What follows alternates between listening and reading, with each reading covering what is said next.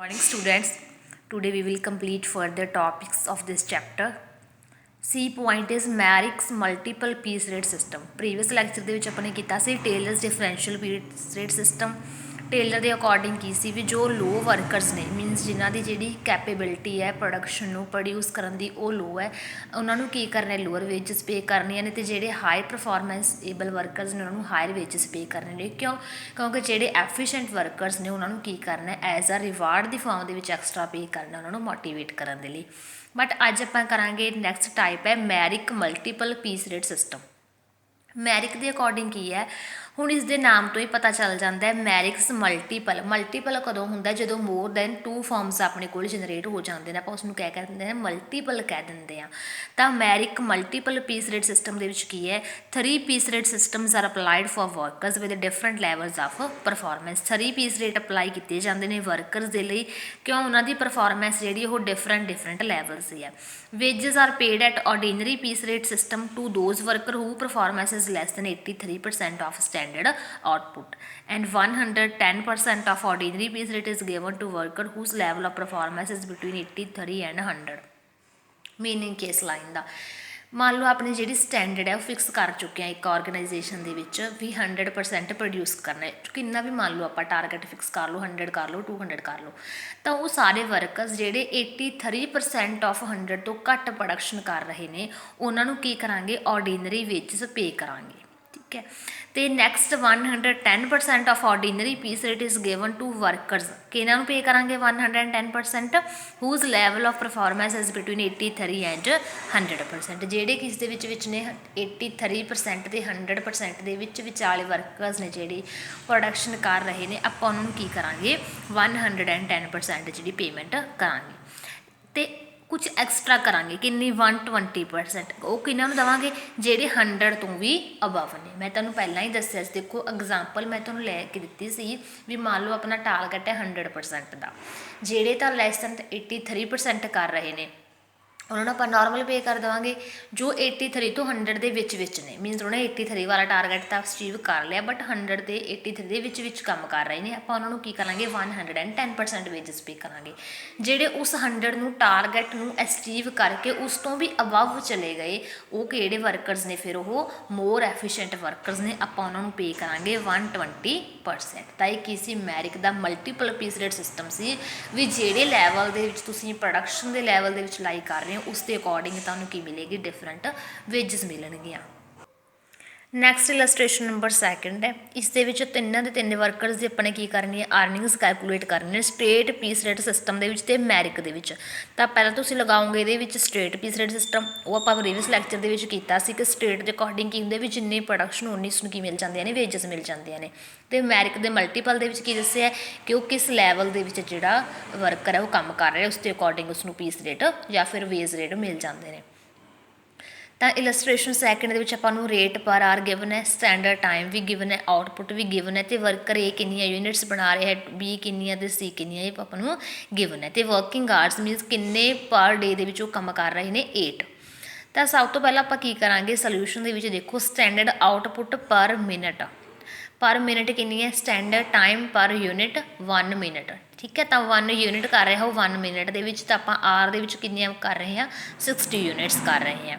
ਅਤੇ ਉਸਦਾ time period ਕਿੰਨਾ ਹੈ, ਗਿਵਨ ਹੈ ਨਾ, ਵਰਕਿੰਗ ਆਵਰਸ ਪਰ ਡੇ ਕਿੰਨਾ ਹੈ 8 ਹੈ, ਤਾਂ 8 ਡੇਜ਼ ਦੇ ਵਿੱਚ ਜੇ ਦੇਖੋ ਉਹ 1 ਆਰ ਦੇ ਵਿੱਚ 60 ਯੂਨਿਟਸ ਕਰ ਰਹੇ ਹੈ, ਤਾਂ 8 ਆਵਰਸ ਦੇ ਵਿੱਚ ਕਿੰਨੀਆਂ ਯੂਨਿਟਸ ਹੋ ਜਾਣਗੀਆਂ ਉਸ ਦੀਆਂ 480। ਠੀਕ ਹੈ, ਨਾਰਮਲ ਰੇਟ ਪਰ ਆਰ ਕਿੰਨਾ ਹੈ 1.80 ਗਿਵਨ ਹੈ ਤੁਹਾਨੂੰ ਕੁਐਸਚਨ ਦੇ ਵਿੱਚ ਉੱਪਰ ਹੀ। ਉਸ ਤੋਂ ਬਾਅਦ ਹੈ ਨਾਰਮਲ ਪੀਸ ਰੇਟ ਆਪਾਂ ਕੈਲਕੂਲੇਟ ਕਰਾਂਗੇ, ਕਿਸ ਤਰ੍ਹਾਂ, ਨਾਰਮਲ ਰੇਟ ਪਰ ਆਰ ਗਿਵਨ ਹੈ ਆਪਣੇ ਕੋਲ, ਨਾਰਮਲ ਆਊਟਪੁੱਟ ਗਿਵਨ ਹੈ, ਤਾਂ ਆਪਣੇ ਕੋਲ ਪੀਸ ਰੇਟ ਆ ਜਾਏਗਾ। ਜਦੋਂ ਰੇਟ ਵੀ ਗਿਵਨ ਹੈ ਅਤੇ ਆਊਟਪੁੱਟ ਵੀ ਗਿਵਨ ਹੈ ਤਾਂ ਤੁਹਾਨੂੰ ਪਤਾ ਲੱਗ ਗਿਆ ਵੀ ਪੀਸ ਰੇਟ ਕਿੰਨਾ ਹੈ 3 ਪੈਸੇ ਹੈ।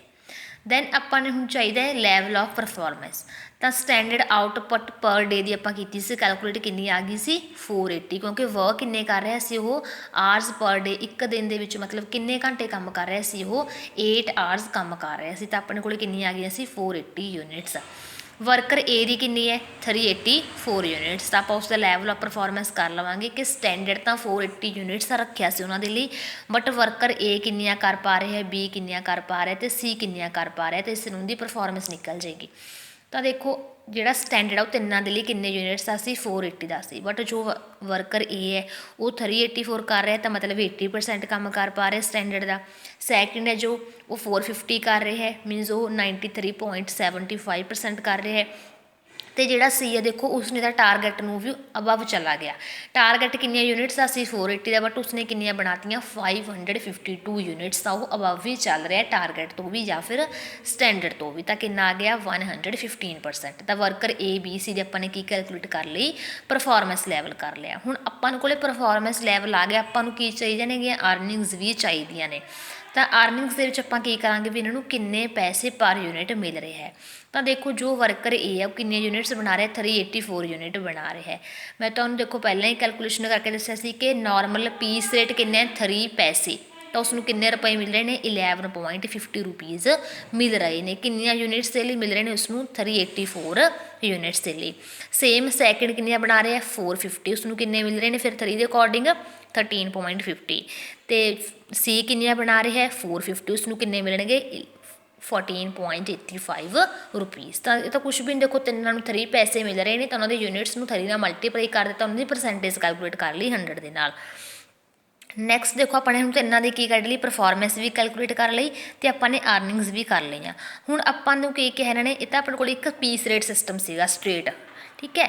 ਤਾਂ ਆਪਾਂ ਨੂੰ ਕੀ ਚਾਹੀਦਾ ਹੁਣ ਮੈਰਿਕ ਦੇ ਮੈਥਡ ਅਕੋਰਡਿੰਗ ਚਾਹੀਦਾ ਹੈ। ਮੈਰਿਕ ਦੇ ਮੈਥਡ ਦੇ ਵਿੱਚ ਮੈਂ ਤੁਹਾਨੂੰ ਦੱਸ ਚੁੱਕੀ ਹਾਂ ਕਿ ਜਿਹੜਾ ਵਰਕਰ 83% ਤੋਂ 100 ਦੇ ਵਿੱਚ ਕਰ ਰਿਹਾ ਉਹਨੂੰ 110 ਦੇਣਾ ਹੈ, ਜਿਹੜਾ ਉਸ ਤੋਂ ਅਬਵ ਚਲਾ ਜਾਂਦਾ ਉਸਨੂੰ 120% ਦੇਣਾ। ਤਾਂ ਆਪਾਂ ਨੇ ਬਸ ਇੱਕ ਲਾਈਨ ਹੈ ਜਿਹੜੀ ਸਟੇਟਮੈਂਟ ਲਿਖ ਕੇ ਦੇਣੀ ਹੈ, ਹੋਰ ਕੁਛ ਵੀ ਨਹੀਂ ਕਰਨਾ ਕੁਐਸਚਨ ਦੇ ਵਿੱਚ। ਕੈਲਕੂਲੇਸ਼ਨਸ ਤੋਂ ਬਾਅਦ ਆਪਾਂ ਇੱਕ ਲਾਈਨ ਲਿਖ ਦੇਣੀ ਹੈ। ਦੇਖੋ ਵਰਕਰ ਬੀਜ਼ ਲੈਵਲ ਆਫ ਪਰਫੋਰਮੈਂਸ ਇਜ਼ 93.75%। ਹੁਣ 93.75 ਕਿਸ ਦੇ ਵਿੱਚ ਵਿਚਾਲੇ ਹੈ 83 ਅਤੇ 100 ਦੇ ਵਿੱਚ ਹੈ, ਸੋ ਹੀ ਇਜ਼ ਐਂਟਾਈਟਲ ਟੂ ਗੈਟ 110। ਦੇਖੋ ਮੈਂ ਤੁਹਾਨੂੰ ਦੱਸਿਆ ਸੀ ਨਾ ਵੀ ਜੋ 83 ਤੋਂ 100 ਦੇ ਵਿੱਚ ਕੰਮ ਕਰਦਾ ਉਸਨੂੰ 110% ਦੇਣਾ, ਜੋ 100% ਤੋਂ ਵੀ ਜ਼ਿਆਦਾ ਕਰ ਰਿਹਾ ਉਸਨੂੰ ਕਿੰਨੀਆਂ ਦੇਣੀਆਂ ਨੇ 120% ਦੇਣੀਆਂ ਨੇ। ਉਸ ਤੋਂ ਬਾਅਦ ਆਪਾਂ ਕੈਲਕੂਲੇਟ ਕਰਾਂਗੇ ਸਟ੍ਰੇਟ ਪੀਸ ਰੇਟ ਸਿਸਟਮ ਸੀ ਦਾ। ਸੀ ਕਿਉਂ ਦੇ ਰਹੇ ਹਾਂ, ਕਿਉਂਕਿ ਜਿਹੜਾ ਸੀ ਹੈ ਉਹ ਮੋਰ ਐਫੀਸ਼ੀਐਂਟ ਵਰਕਰ ਹੈ, ਤਾਂ ਆਪਾਂ ਉਸ 'ਤੇ ਯੂਨਿਟਸ ਕੈਲਕੂਲੇਟ ਕਰਾਂਗੇ ਵੀ ਉਸਨੂੰ ਕਿੰਨੀ ਹਾਇਰ ਵੇਜਸ ਮਿਲ ਰਹੇ ਨੇ ਉਸ 'ਤੇ ਹਾਇਰ ਵਰਕ ਦੇ ਲਈ।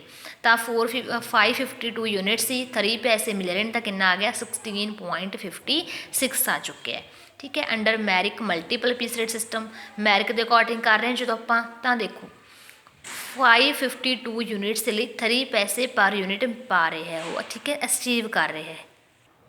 ਹੁਣ ਦੇਖੋ for 552 units at the rate of 3.6 ਪੈਸੇ, ਦੇਖੋ ਆਪਣੇ ਕੋਲ ਤਾਂ ਆਇਆ ਸੀ ਕੈਲਕੂਲੇਟ ਕਰਕੇ 3 ਪੈਸੇ, ਆਪਾਂ 3.6 ਕਿਉਂ ਲੈ ਰਹੇ ਹਾਂ, ਕਿਉਂਕਿ ਦੇਖੋ ਮੈਂ ਤੁਹਾਨੂੰ ਦੱਸਿਆ ਸੀ ਜੋ 100% ਤੋਂ ਜ਼ਿਆਦਾ ਕਰ ਰਿਹਾ ਉਸਨੂੰ ਕਿੰਨਾ ਮਿਲੇਗਾ 120% ਮਿਲੇਗਾ।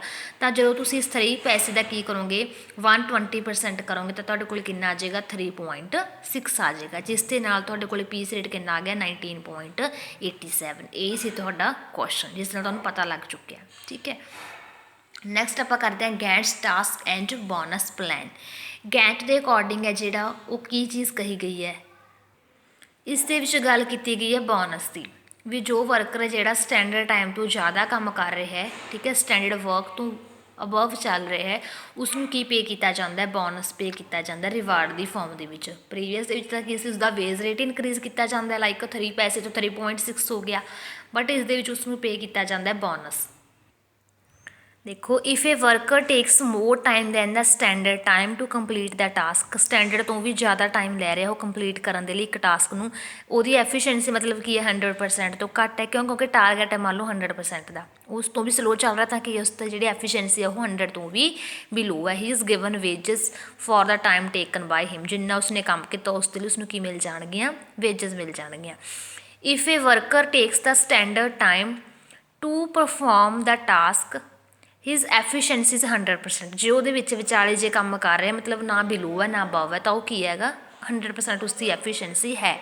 ਬਟ ਜੇ ਉਹ ਕੀ ਕਰ ਰਿਹਾ 100 ਤੋਂ ਅਬਵ ਜਾ ਰਿਹਾ ਤਾਂ ਆਪਾਂ ਉਸਨੂੰ ਕੀ ਪੇ ਕਰਾਂਗੇ ਬੋਨਸ ਪੇ ਕਰਾਂਗੇ 20% ਔਨ ਦਾ ਵੇਜਸ ਅਰਨਡ। ਤਾਂ ਇਹ ਇਸ ਮੈਥਡ ਦੇ ਵਿੱਚ ਕਿਹਾ ਗਿਆ ਕਿ ਕੀ ਪੇ ਕਰਨਾ ਆਪਾਂ ਨੇ ਬੋਨਸ ਪੇ ਕਰਨਾ। ਭਾਈ ਬਿਲਕੁਲ ਸਿੰਪਲ ਜਿਹਾ ਮੈਥਡ ਹੈ, ਈਜ਼ੀ ਹੈ ਕੈਲਕੂਲੇਟ ਕਰਨਾ, ਠੀਕ ਹੈ। ਫਿਕਸਡ ਕਾਸਟ ਪਰ ਯੂਨਿਟ, ਜੇਕਰ ਆਪਾਂ ਯੂਨਿਟਸ ਇਨਕਰੀਜ਼ ਕਰਾਂਗੇ ਦੇਖੋ ਡਿਕਰੀਜ਼ ਹੋ ਜਾਣੀ ਆਪਣੇ ਆਪ, ਕਿਉਂਕਿ ਜੇ ਇੰਪਲੋਈ ਨੇ ਮੋਰ ਬੋਨਸ ਲੈਣਾ ਅਚੀਵ ਕਰਨਾ ਤਾਂ ਆਪਣੇ ਉਹ ਕੀ ਕਰੇਗਾ ਯੂਨਿਟਸ ਵੀ ਮੋਰ ਪ੍ਰੋਡਿਊਸ ਕਰੇਗਾ ਸਟੈਂਡਰਡ ਦੇ ਨਾਲੋਂ। ਦੈਨ ਇਸ ਇੱਕ ਇਲਸਟ੍ਰੇਸ਼ਨ ਨੰਬਰ 3 ਇਹ ਟਰਾਈ ਕਰ ਲਿਓ, ਕੋਈ ਡਾਊਟ ਹੈ ਤਾਂ ਪੁੱਛ ਲਿਓ। ਨੈਕਸਟ ਆਪਣੇ ਕੋਲੇ ਹਲਸੇ ਪ੍ਰੀਮੀਅਮ ਪਲਾਨ। ਹਲਸੇ ਅਕੋਰਡਿੰਗ ਕੀ ਹੈ, ਮਤਲਬ ਜਿਹੜੀ ਆਪਣੀ ਵੇਜ ਰੇਟ ਹੈ ਜਾਂ ਵੇਜ ਪੇਮੈਂਟ ਹੈ ਉਹ ਫਿਕਸ ਕੀਤਾ ਜਾਂਦਾ ਹੈ, ਬਟ ਐਕਸਟਰਾ ਕੀ ਹੈ ਬੋਨਸ ਹੈ ਜੋ ਵੈਰੀ ਕਰ ਸਕਦਾ 33.30% ਤੋਂ 66.3% ਦੇ ਵਿੱਚ। ਇਹ ਕਿਉਂ ਹੈ, ਜੇਕਰ ਉਹ ਟਾਈਮ ਸੇਵ ਕਰ ਰਿਹਾ ਤਾਂ ਪੇ ਕੀਤਾ ਜਾਂਦਾ ਹੈ। ਤਾਂ ਇਸਦਾ ਫਾਰਮੂਲਾ ਕੀ ਹੈ, T/R + S-T/R। ਤਾਂ ਇਸਦਾ ਇੱਕ ਫਾਰਮੂਲਾ ਹੀ ਲਰਨ ਕਰ ਲਓ। ਅਤੇ ਇਲਸਟ੍ਰੇਸ਼ਨ ਨੰਬਰ ਜਿਹੜੀ 4th ਹੈ ਇਹ ਟਰਾਈ ਕਰ ਲਿਓ ਇੱਕ ਵਾਰ। ਨੈਕਸਟ ਕਲਾਸ ਦੇ ਵਿੱਚ ਆਪਾਂ ਨੈਕਸਟ ਮੈਥਡ ਕਰਾਂਗੇ ਰੋਅਨ ਪਲਾਨ। Thank you.